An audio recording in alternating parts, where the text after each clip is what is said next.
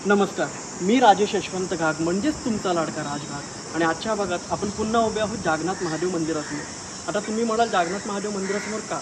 तर मागचा व्हिडिओ जो होता ठाणे सिरीजमधला तो होता जागन्नाथ महादेव मंदिरावरती। त्याला तुम्ही जे प्रेम दाखवलं त्यामुळे अनेक लोक इथं पुन्हा यायला लागली आहेत। लोकांचं प्रेम मला इतकं मिळालं त्याबद्दल मी सर्वांचं मनापासून धन्यवाद करतो। या मंदिरानंतर पुढचं ठिकाण कोणतं याची सगळ्यांनाच उत्सुकता लागली, मलाही तेवढीच लागली होती, पण त्याचं उत्तर जास्त कठीण नाही आहे। आपण सध्या गायमुखमध्ये आहोत आणि गायमुख मंदिर जे आहे जे आपण आता रिसेंटली मागच्या भागामध्ये बघितलं त्याच्या समोर गायमुख खाडी आहे। आता तुम्ही म्हणाल गायमुख खाडीवरती तर हजारो व्हिडिओ आहेत, याच्या आधी यूट्यूबवरती भरपूर व्हिडिओ आहे, या व्हिडिओमध्ये काय स्पेशल आहे त्यासाठी तुम्हाला हा व्हिडिओ शेवटपर्यंत नक्की बघावा लागेल। जागन्नाथ महादेवाच्या व्हिडिओला काहीच दिवसात फार उत्तम प्रतिसाद मिळाला, म्हणूनच महादेवाचे आभार मानून गायमुख खाडीकडे जाण्यासाठी निघालो। जागन्नाथ महादेव मंदिर आणि गायमुख चौपाटी यांच्यामधून घोडबंदर रोड गेला आहे। तुम्हाला चौपाटीवर जाण्यासाठी रोडच्या त्या साईडला जावं लागेल। तुमच्याकडे गाडी असेल तर उत्तमच, पण जर चालत जाणार असाल तर रोड क्रॉस करताना योग्य ती काळजी नक्की घ्या। तुम्हाला गायमुख चौपाटीवर यायचं असेल तर तुम्ही ठाणे स्थानकावरून C700 नंबरची बस पकडून गायमुख बस स्टॉपला उतरू शकता। रोड क्रॉस करून आम्ही पोहोचलो मुख्य गेटजवळ। या चौपाटीला गायमुख चौपाटी म्हणून जरी ओळखत असले तरी या चौपाटीला स्वर्गीय बाळासाहेब ठाकरे यांचं नाव देण्यात आलं आहे। या चौपाटीचं उद्घाटन 15 ऑगस्ट 2019 रोजी माननीय आदित्य ठाकरे आणि सध्याचे महाराष्ट्राचे मुख्यमंत्री एकनाथ शिंदे साहेब यांच्या हस्ते झाले होते।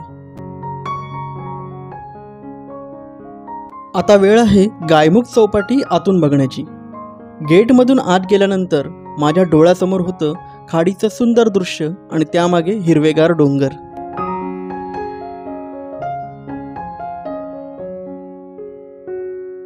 संध्याकाळचे 5 वाजत आले होते, त्यामुळे सूर्याचा ताप कमी होत चालला होता।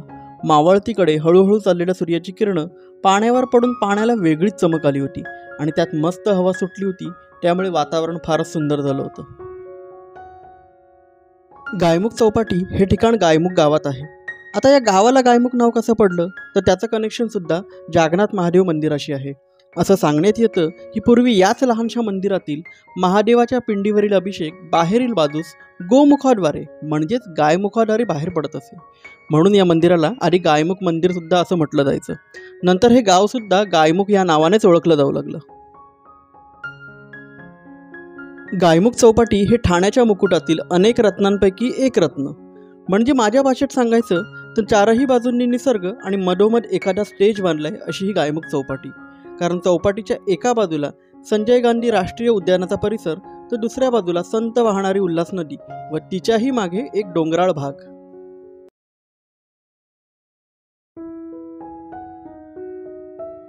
आता थोडासा वादाचा विषय डिस्कस करूया।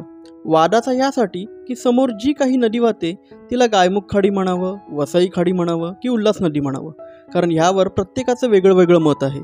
आता मी थोडंसं कन्फ्युजन क्लिअर करतो। तर जी माहिती मला मिळाली त्यानुसार सह्याद्रीमध्ये उगम पावलेल्या उल्हास नदी, भाटसा नदी, कालू नदी आणि बारवी नदी अशा अनेक नद्या कल्याणजवळ एकत्र होतात। पुढे ठाणे मार्गे वसई आणि ठाण्याच्या मधून वाट काढत ही नदी जाऊन अरबी समुद्राला मिळते। त्यामुळे तुम्ही ठाण्याची खाडी, गायमुख खाडी, वसई खाडी काहीही हाक मारा, प्रत्येक जण आपापल्या परीने बरोबरच आहे। पण ही जी सुंदर चौपाटी तुम्ही आता बघताय ह्याचं आधीचं चित्र थोडं वेगळं होतं बघायला। गायमुख म्हणजे ठाणे बोरिवलीला जोडणाऱ्या घोडबंदर रस्त्यावरील खाडी किनारीचं एक गाव। आता हा खाडी एरिया असल्यामुळे इथे मातीचा ढिगारा होता, कुठलेही बॅरिगेट नसल्यामुळे जागा धोकादायक सुद्धा तितकीच होती। संध्याकाळनंतर इथं कोणी भटकायची हिंमत सुद्धा नाही करायचं। पण नंतर हे चित्र बदललं। ठाणेकरांना नवे पर्यटन केंद्र आणि विरंगुळ्याचे ठिकाण उपलब्ध व्हावे या उद्देशाने आमदार प्रताप सरनाईक आणि ठाणे महानगरपालिका यांच्या संकल्पनेतून हा भाग विकसित करण्यात आला। महाराष्ट्र मेरीटाईम बोर्डच्या जागेत वॉटरफ्रंट डेव्हलपमेंट प्रकल्पाअंतर्गत गायमुख चौपाटी उभारण्यात आली आणि ठाण्यातील सगळ्यात पहिली चौपाटी म्हणून या चौपाटीला मान मिळाला। या जागेला पर्यटकांचा चांगलाच रिस्पॉन्स मिळतोय, त्यामुळे हा किनारा थोडा अजून वाढवणं महत्त्वाचं होतं, म्हणूनच गायमुख चौपाटीच्या विस्ताराचं काम सुरू झालंय। अजूनही थोडी कामं करण्याचं चालूच आहे। तुम्ही बघू शकता समोर 2 घोड्यांच्या उंच प्रतिकृती सुद्धा लावण्यात आल्या आहेत। सध्या तर तिथे कन्स्ट्रक्शनचं काम चालू आहे, पण हे काम पूर्ण होईल तेव्हा तो भाग सुद्धा तुम्हाला मी नक्की दाखवेन। इथे गेटच्याच बाजूला तुम्हाला खाण्यापिण्यासाठी हॉटेलची सोयीसुद्धा केलेली आहे. हॉटेलच्या खिडकीतून खाडीचा नजारा एन्जॉय करत करत तुम्ही इथे खाद्यपदार्थांचा आस्वाद घेऊ शकता. तर गेटच्या दुसऱ्या बाजूला रंगीबेरंगी कलर मारलेले स्टॉल्स तुमच्या नजरेस पडतात. सध्या तरी ते चालू नाहीत, पण भविष्यात ते चालू होतील इतकं नक्की.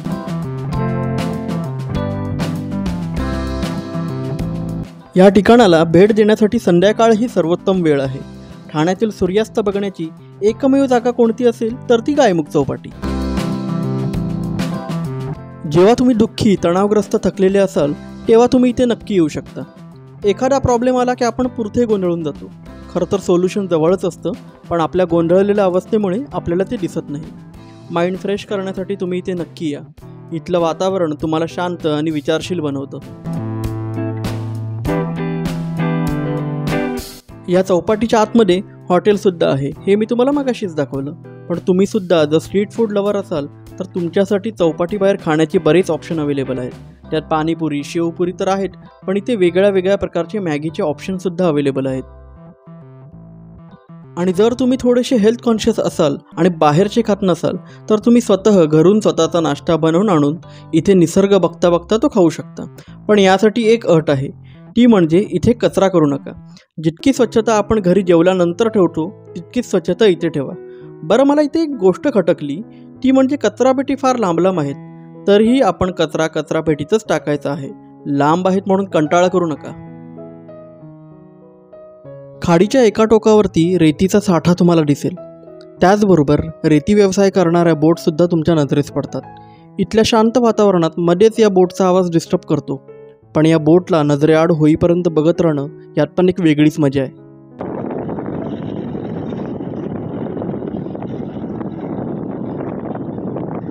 आता ही जागा जितकी सुंदर दिसते त्यापेक्षा कितीतरी पटीने जास्त पावसाळ्यात सुंदर दिसते. तेव्हा ते इथं पर्यटकांची इतकी गर्दी असते की विचारू नका. पावसाळ्यात समोरच्या डोंगरावरील हिरवळ तर अजूनच खुलून दिसते. इथे एकटक खाडीकडे बघत बसलात तर प्रत्येक क्षणाला तुम्हाला वेगळ्या वेगळ्या गोष्टी बघायला मिळतात. जसं की आत्ता समोरासमोर 2 स्पीड बोट एकमेकांच्या दिशेने येताना तुम्हाला दिसतील.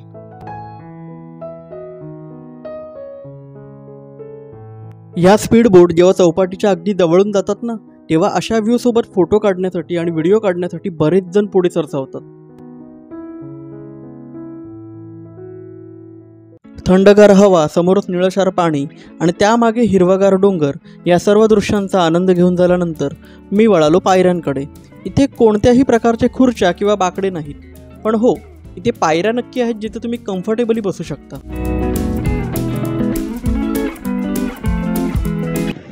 गायमुख खाडी बघून झाल्यानंतर आता आम्ही जरा इथं निवांत बसलोय. सी क्रूजच्या समोर बसलोय मी. सी क्रूज मी तुम्हाला आतून दाखवणार नाही, कॉस्टली आहे थोडं बघायला गेलं तर.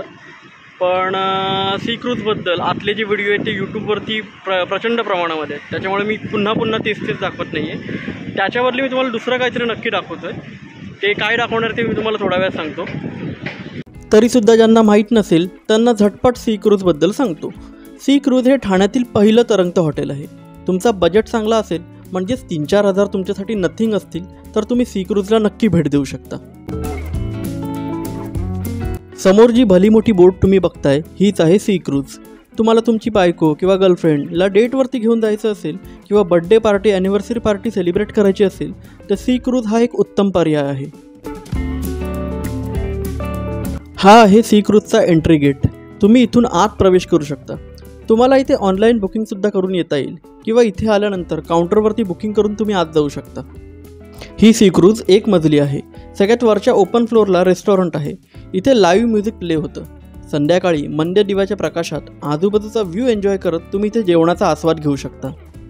आणि क्रूजच्या खालच्या मजल्यावरती AC हॉल आहे. तिथे सुद्धा तुम्ही खाद्यपदार्थांचा आस्वाद घेऊ शकता. त्याचबरोबर अनेक प्रकारचे मॉकटेल्ससुद्धा तुम्ही ट्राय करू शकता, ते सुद्धा DJ म्युझिकच्या तालात. तिथून बाहेर आल्यानंतर तुम्ही पोहोचता सी क्रूजच्या टोकावरती. तिथे तुम्हाला पायाखाली अनब्रेकेबल ग्लास लावलेला दिसतील. या काचेवर तुम्ही उभं राहू शकता आणि खालून जाणारं खाडीचं पाणी काचेतून आरपार बघू शकता. योग्य ती काळजी घेतली तर टायटॅनिकसारखी पोज मारून तुम्ही इथे फोटोसुद्धा काढू शकता. आता डिस्कस करूया सी क्रूजच्या रेट्सबद्दल. सी क्रूजच्या रेटबद्दल तुम्हाला सर्व माहिती त्यांची ऑफिशियल वेबसाईट thecruise.com वरती मिळू शकते, कारण त्यांच्या ऑफर्ससुद्धा चालू असतात. त्यामुळे मी तुम्हाला एक रेट सांगीन आणि ॲक्च्युअलमध्ये वेगळा रेट निघाला तर गोंधळ नको. तरीसुद्धा तुम्हाला बेसिक माहिती हवी असेल तर मला मिळालेल्या माहितीनुसार क्रूजमध्ये एंट्री मारायची 200 रुपये आहेत. जेवणाचे पैसे वेगळे आहेत, ते तुम्ही जे आतमध्ये मागवाल त्याचं वेगळं बिल. सोमवार ते शुक्रवार ही बोट राऊंडला जात नाही. फक्त शनिवार आणि रविवार ही बोट तुम्हाला 1 तासाची सफर घडून आणते. त्या 1 तासाच्या सफरीचे 600 रुपये ही लोक चार्ज करतात, पण त्यात जेवण इन्क्लूड नसतं. बरं, मी सांगितलेले हे रेट्स वरखाली असू शकतात, त्यामुळे तुम्ही पूर्ण चौकशी करून ऑनलाईन बुकिंग करून मगच इथं या आणि इथला आनंद लुटा. सध्या स्थितीला मी आतमध्ये जाणं अफोर्ड नाही करू शकत, त्यामुळे मी तुम्हाला आतमधली सफर नाही घडवून आणू शकत. भविष्यात शक्य होईल तेव्हा आतली सफरसुद्धा मी तुम्हाला नक्की घडवेन. ही क्रूज दिवसा जितकी भारी दिसते त्यापेक्षा कितीतरी पटींनी जास्त रात्री सुंदर दिसते.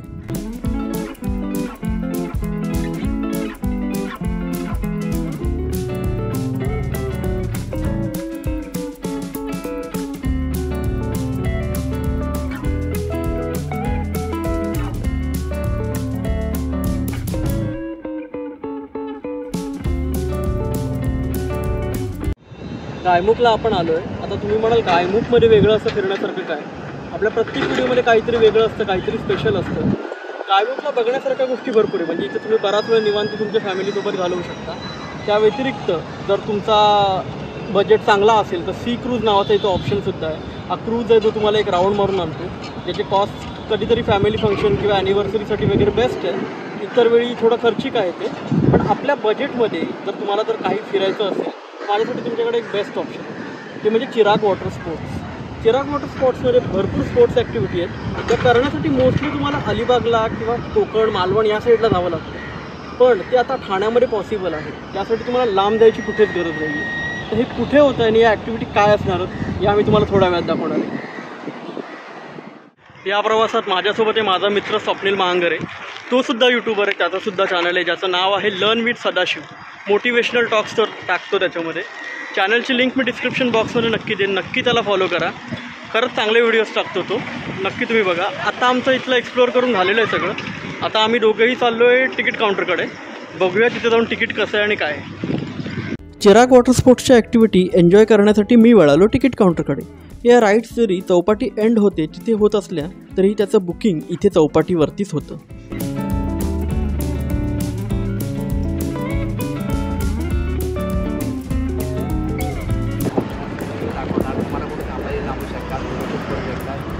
जॅकेट विकेट सगळं असेल, सनसेट वगैरे सगळं बघू शकतो. टायमिंग काय? सकाळी 8 ते रात्री 8. 200 पर पर्सन. अजून वेगळ्या वेगळ्या कुठल्या राईड आहेत? सोफा राईड झालं. सोफा राईडमध्ये दोघं जण सोफ्यावर बसून ते सोफा टेस्ट करतात आणि अजून एक बुकिंग इथे करायचं आणि जायचं तिकडे.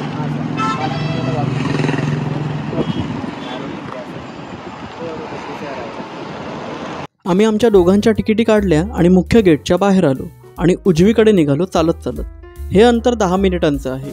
गाडीने तुम्ही अवघ्या 4 ते 5 मिनिटात तिथे पोहोचू शकता. रोडवर कुठल्याही प्रकारचा इंडिकेटर नाही आहे, त्यामुळे तुम्हाला लोकांना विचारतच पुढे गायमुख गावापर्यंत जावं लागेल. भविष्यात कदाचित हे इंडिकेटर लावण्यात येतील. अखेर चिराग वॉटर स्पोर्ट्सचा बोर्ड सापडला, पण सततच्या चालू असणाऱ्या गाड्यांमुळे त्यावरती धूळ साचली होती.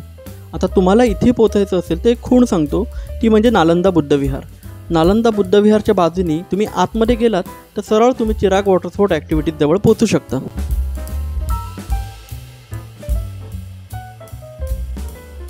आणि फायनली आम्ही दोघेही पोचलो चिराग वॉटर स्पोर्ट्सच्या ॲक्टिव्हिटी भागामध्ये.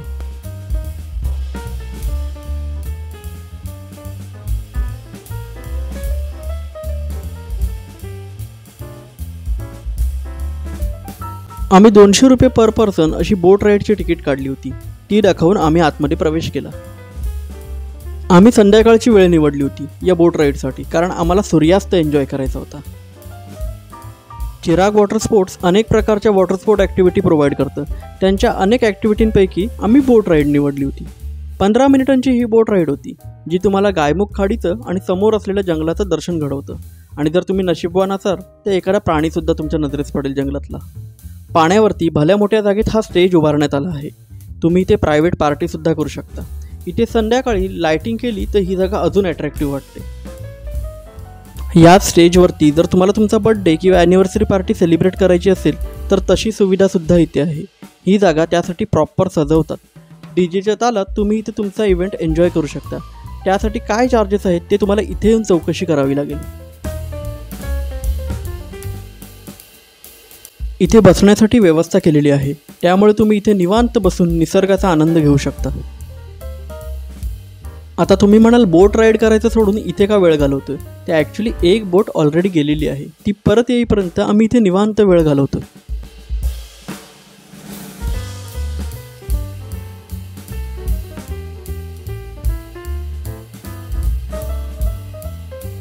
इथे सेल्फी पॉईंटसुद्धा बनवण्यात आला आहे, त्यामुळे तुम्ही इथे सेल्फीसुद्धा काढू शकता. आम्ही येण्याआधी गेलेली बोट तेवढ्यात आली.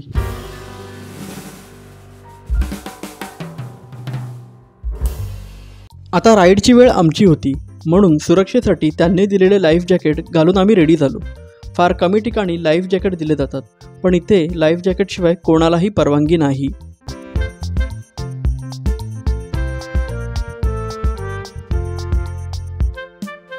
आपल्या आजच्या व्हिडिओमध्ये जे काही ड्रोन शॉट तुम्ही बघताय ते सर्व पॉसिबल झालं आहे माझा मित्र संकेत मोरे याच्यामुळे. काहीच दिवसांपूर्वी एका प्रोजेक्टसाठी तो आणि मी इथे आलो होतो, तेव्हा त्यांनी काढलेल्या या फुटेजेस आहेत ज्या त्यांनी आपल्या राजयात्रा या परिवारासाठी आनंदाने दिल्या. आमच्यानंतर कोणीही लाईनमध्ये नसल्यामुळे आम्हाला दोघांनाच राईडला घेऊन जाण्याचं ठरलं, त्यामुळे प्रायव्हेट बोट घेऊन राईड करतोय असा फील आम्हाला येत होता.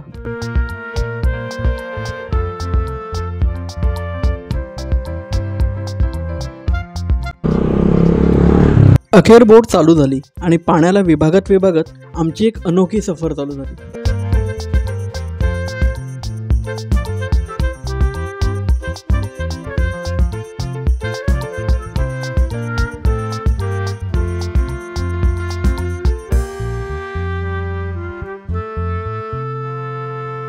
मघाशी ज्या गायमुख चौपाटीवरती आम्ही उभे होतो तिथे आता हळूहळू गर्दी व्हायला सुरुवात झाली होती. ही सर्व गर्दी आमच्याकडे बघत होती.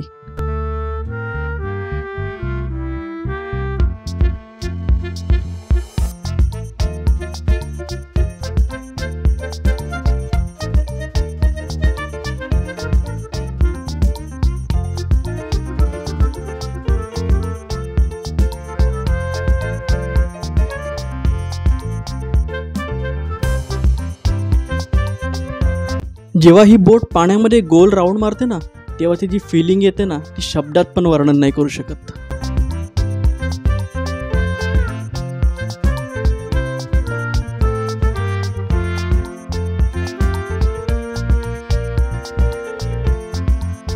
मघासपासून लांबून दिसणारं जे जंगल जवळून कसं दिसतं हे बघण्याचे आम्हाला वेध लागले होते. बोटसुद्धा त्या दिशेनेच चालली होती.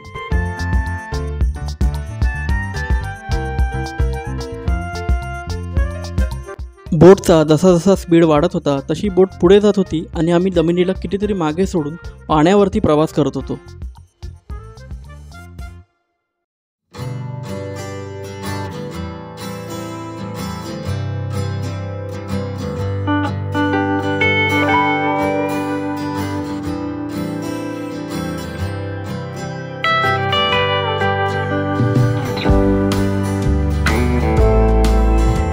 मगाशीच मी तुम्हाला सांगितलं जर ठाण्यामध्ये सूर्यास्त कुठे एन्जॉय करायचं असेल तर ते ठिकाण म्हणजे गायमुख चौपाटी.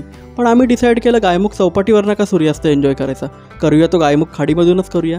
त्यासाठीच हा बोट राईडचा अट्टहास. आणि फायनली आम्ही जे ठरवलं होतं ते दृश्य नजरेस पडलं, ते म्हणजे डोंगर कपाऱ्यातून होणारा सूर्यास्त.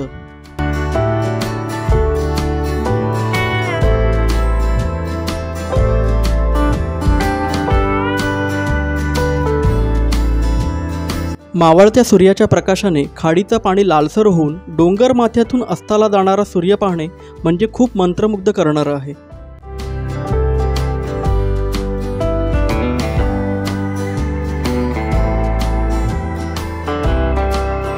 लहानपणी आपण सगळ्यांनी एक चित्र नक्की काढलंय, ते म्हणजे दोन डोंगर, मधोमध सूर्य, डोंगराच्या मधून वाहणारी नदी आणि आकाशात उडणारे पक्षी. हे चित्र आज माझ्या डोळ्यासमोर जिवंत झालेलं मला दिसत होतं.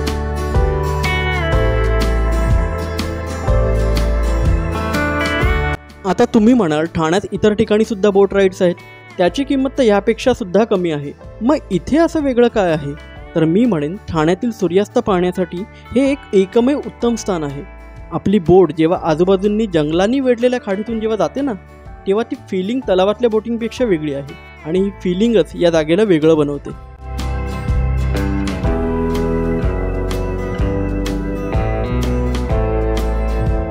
ही बोट राईड एन्जॉय करताना जर तुम्ही भाग्यवान असाल तर तुम्हाला सी गर्ल्स आणि फ्लेमिंगो पक्षीसुद्धा बघायला मिळतील. इथे भेट देणाऱ्या बऱ्याच पर्यटकांनी हा अनुभव घेतला असून त्याचे फोटो सोशल मीडियावर सुद्धा टाकलेले आहेत. हळूहळू उंच इमारतींना मागे टाकून आम्ही निसर्गरम्य परिसरात प्रवेश केला. आता आमच्यासमोर होता मावळतीकडे झुकणारा तांबूस सूर्य, सभोवताली पाणी आणि आजूबाजूला हिरवेगार डोंगर. इमॅजिन करा काय सीन असेल.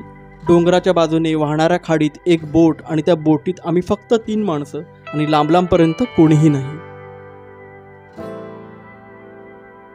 थोड्या वेळाने मी आणि स्वप्नीलनी बोटच्या पुढच्या भागात बसून राईडचा आनंद घेतला. आम्ही दोघेही कोणालाही हे असं करण्यासाठी प्रवृत्त करत नाही, पण आम्ही आमची योग्य ती काळजी घेऊनच व्यवस्थितपणे तिथे बसून ही बोट राईड एन्जॉय केली.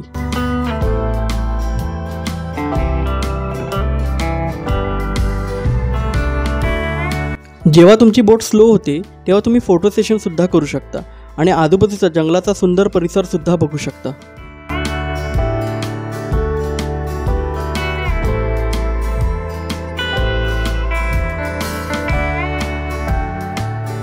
पर्वताच्या मागे किंवा खाडीवरती सूर्य मावळत असताना आकाशाचा रंग बदलताना बघणं यासारखं दुसरं सुख नाही.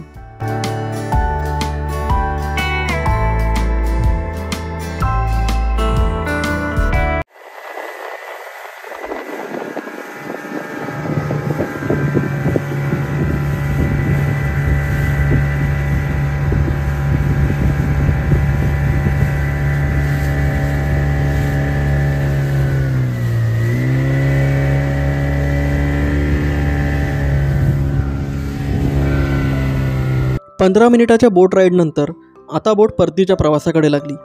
जी ठिकाणं प्रवासाच्या सुरुवातीला दिसली होती तीच ठिकाणं आता प्रवासाच्या शेवटीसुद्धा दिसत होती.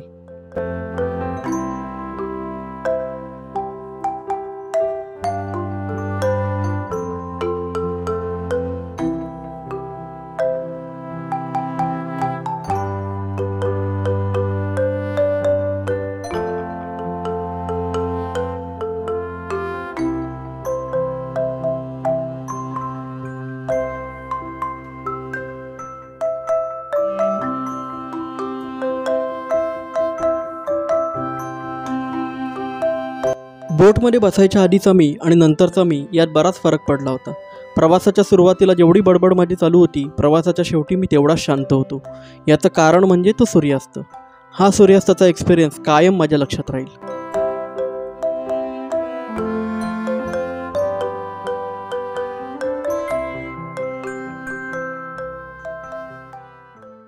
तुम्हाला वाटत असेल ही राईड फक्त ॲडल्टसाठी आहे, तर असं काहीच नाही. ही राईड सर्व वयोगटासाठी आहे, अगदी लहान मुलांसाठी सुद्धा. लहान मुलांसाठी इथे लहान साईजचे सुद्धा लाईफ जॅकेट आहेत आणि लहान लहान मुलंसुद्धा ही राईड तितकीच एन्जॉय करतात. इकडे बघा सगळे हाय करा.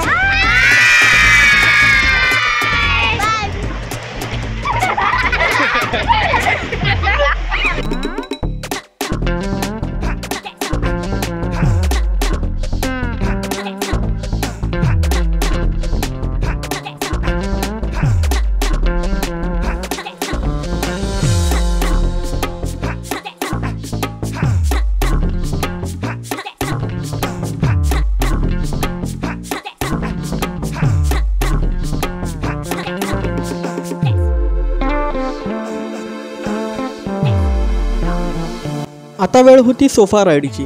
बरोबर ऐकलं, सोफा राईड, ते पण आपल्या ठाण्यात. सोफा राईडमध्ये हवा भरलेला सोफा याच बोटच्या मागे बांधला जातो आणि तो पाण्यातून खेचून घेऊन जातात. आता तुम्ही बघू शकता सोफ्यामध्ये हवा भरण्याचं काम चालू आहे. त्यानंतर थोड्याच वेळात बघायला मिळाला एक अनोखी सोफा राईड. बघता बघता बोट पाण्यात लांबवर निघून गेली आणि त्यामागे सोफा पाण्याला भेदत भेदत त्यांच्या मागे चालला होता.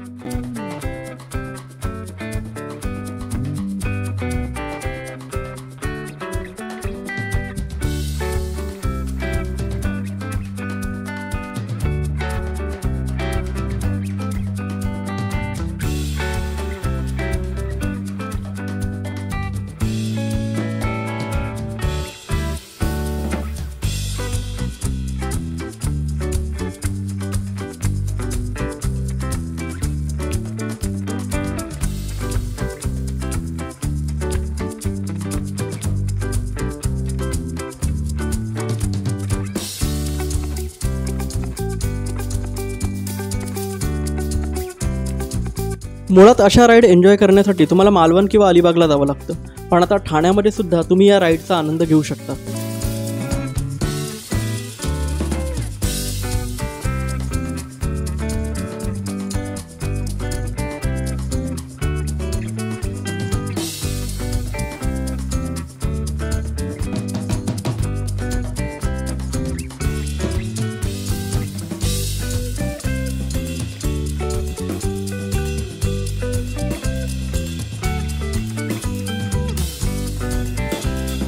आता डिस्कस करूया या सगळ्या राईड्स आणि त्याच्या रेट्सबद्दल.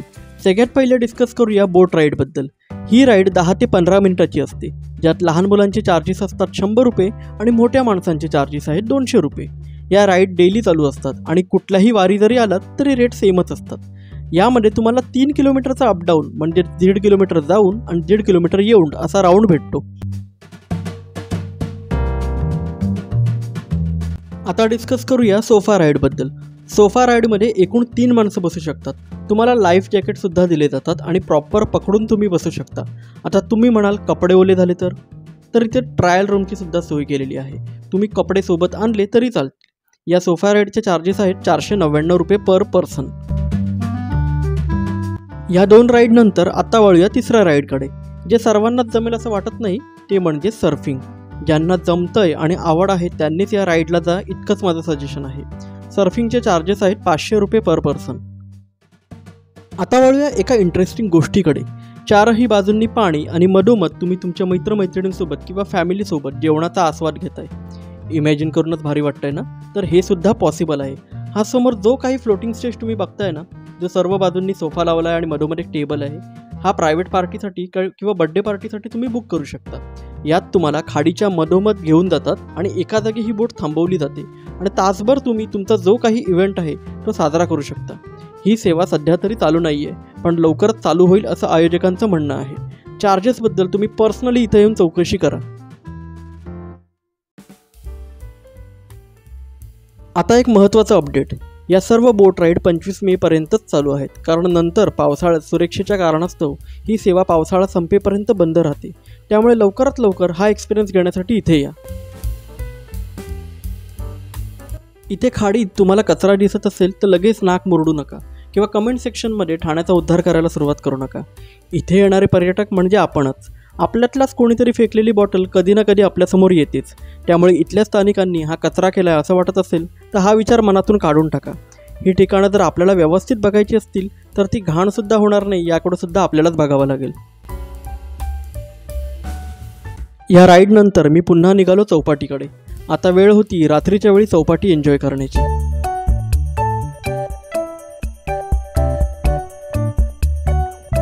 एव्हाना गर्दी वाढली होती. थंडगार हवा सुटली होती. ज्येष्ठ नागरिक, लहान मुले, तरुण वर्ग इथे फिरताना दिसत होती. तसं बघायला गेलं तर ही जागा प्रत्येक वयोगटासाठी आहे. म्हणजे लहान मुलं इथे खेळू शकतात, सायकलिंग करू शकतात. जर तुम्ही कपल आहात तर रोमॅन्टिक डेटसाठी सी क्रूजसारखा ऑप्शन इथं आहे, किंवा नुसतंच इथे एकमेकांसोबत चांदणं पाहत पाहत गप्पा मारत तुम्ही इथे वेळ घालवू शकता.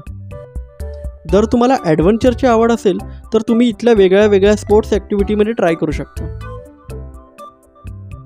तुम्हाला pre wedding shoot, maternity shoot करायचं असेल तर ह्यापेक्षा बेटर लोकेशन तुम्हाला ठाण्यात सापडणार नाही. जर तुम्ही फूडी असाल तर त्यासाठी पण बाहेर असंख्य ऑप्शन आहेत. आणि जर तुम्हाला देवदर्शनाची आवड असेल तर चौपाटीच्या समोरच जागनाथ महादेवाचं मंदिर आहे. त्यावर मी नुकताच व्हिडिओसुद्धा बनवला आहे, तो सुद्धा तुम्ही बघू शकता आणि या ठिकाणाला भेटसुद्धा नक्की देऊ शकता. तुम्ही वयोवृद्ध असाल तरीही तुम्ही इथे येऊ शकता. निवांत तुमच्या जोडीदाराला किंवा ग्रुपला घेऊन तुम्ही इथे गप्पा मारत मारत जुन्या आठवणींना उजाळा देऊ शकता. इथे काही वरिष्ठ नागरिक संध्याकाळी कराओकेवरती गाणी गाताना सुद्धा दिसतात, ती सुद्धा जुनी गाणी. अशी ही गायमुख चौपाटी. प्रत्येकासाठी काही ना काही आहेच.